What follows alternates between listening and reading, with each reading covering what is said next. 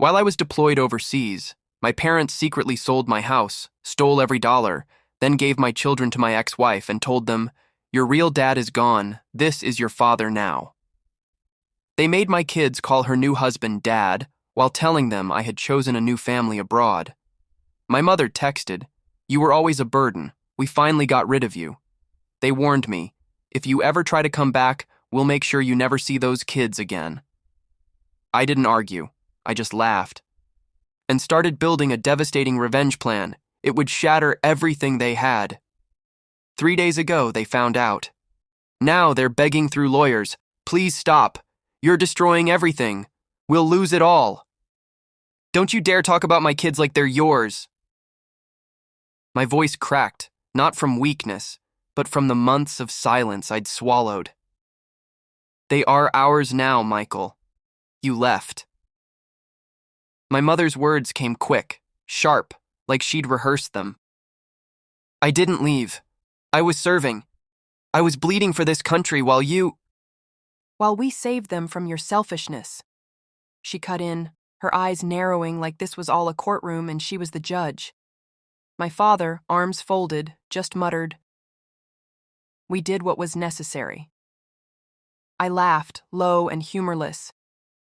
Necessary? Selling my house behind my back? Emptying my accounts? Handing my kids to Emily and her new husband like they were a package you didn't want to sign for? Silence. Only my mother's jaw clenched.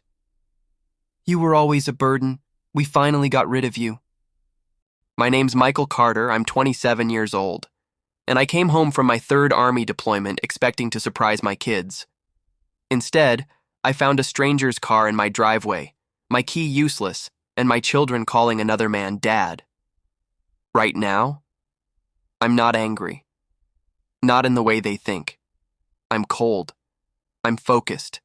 And I'm done playing the good son they never deserved. The family members. Linda Carter, 62. My mother, retired school principal, believes she's the moral compass of the family, but has a history of control masked as love. Robert Carter, 65.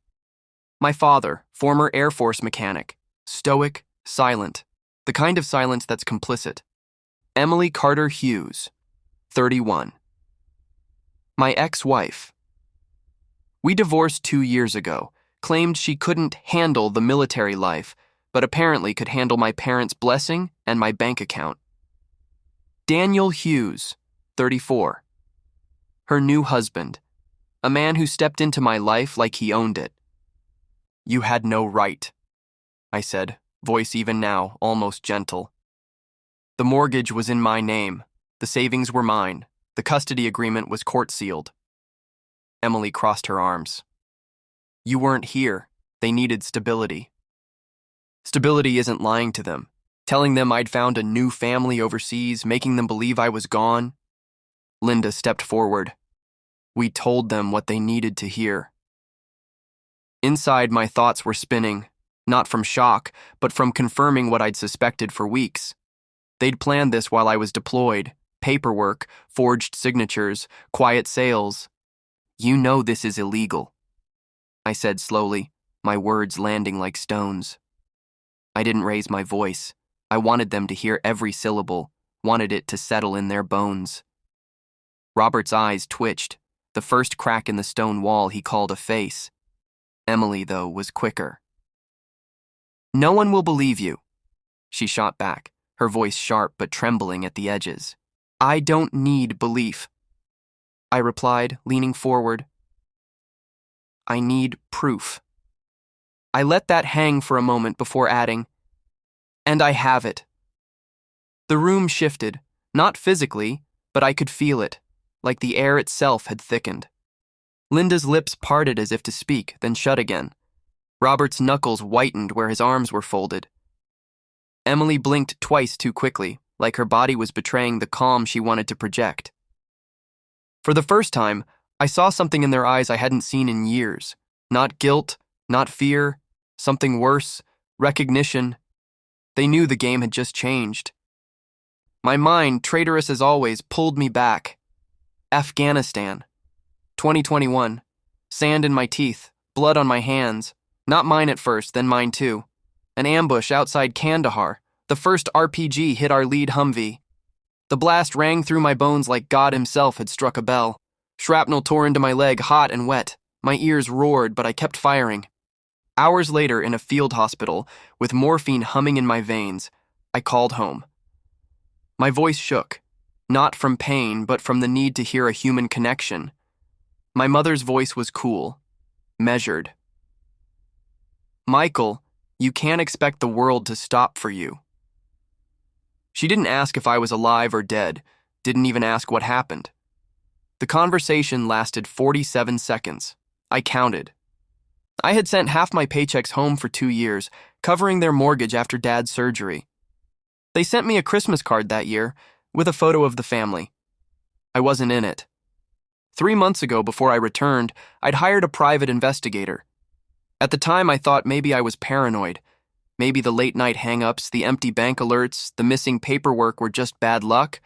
I wasn't paranoid enough. He found that my parents hadn't just sold my house without my consent. They'd siphoned over $180,000 from my accounts into an emergency family trust, a trust controlled entirely by Emily. Robert had co-signed a business loan with Daniel to buy a failing classic car dealership, but here's the kicker.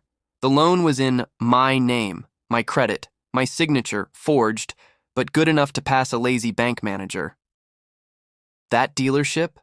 Already under federal investigation for fraud. And a week ago, I got a call from my old CO. Apparently, someone had also filed a false report to the VA claiming I was mentally unfit to manage my own finances.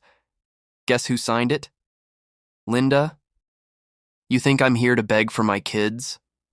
I asked quietly. "No, I'm here because in 3 days the bank will repossess your house. The dealership, frozen assets, IRS, they'll want to talk, and the trust money already reported as stolen." Linda's face drained of color. Emily blinked rapidly, her bravado collapsing. Daniel, who had been silent until now, stepped forward like he was going to speak, then stopped, realizing there was nothing left to defend. Robert finally spoke. "You'll destroy us." I stepped closer, close enough to see the years of distance in his eyes. "I didn't destroy you. You did that yourself." Silence. Not the kind that comes from peace, but the kind that comes right before a building falls. I left without slamming the door. The sound of it closing behind me was almost gentle, which somehow made it worse for them. An hour later, my phone buzzed. A message from my father. "We were wrong. Please stop this. Let's talk." I didn't reply. For the first time in years, I felt the air move in my lungs without weight. Not because I'd won, but because I'd stopped letting them dictate the rules. But I knew this wasn't over. People like them don't stop because they see reason. They stop because they have no other moves left. I'm renting a small place now. The paint smells new, the walls are bare. It's nothing like the home I lost, but it's mine. The lock turns only for my key. Last weekend, I met my kids under court order, in a neutral space, a park I used to take them to before everything went to hell. They didn't run into my arms, they didn't cry. They just stood there looking at me like they were trying to remember a dream they weren't sure was real. We sat on a bench with ice cream. My son finally asked, "Are you gonna leave again?" I swallowed the lump in my throat. "No, I'm right here." Rebuilding isn't about dates or signatures. It's about showing up every day, even when the damage still lingers. The truth is out now. The lies are over. That's the first brick in the wall I'm building back. As for my parents, they'll face what they built. Whether that ends in prison or just in silence, it's no longer my burden. I don't forgive them. Not yet. Maybe not ever.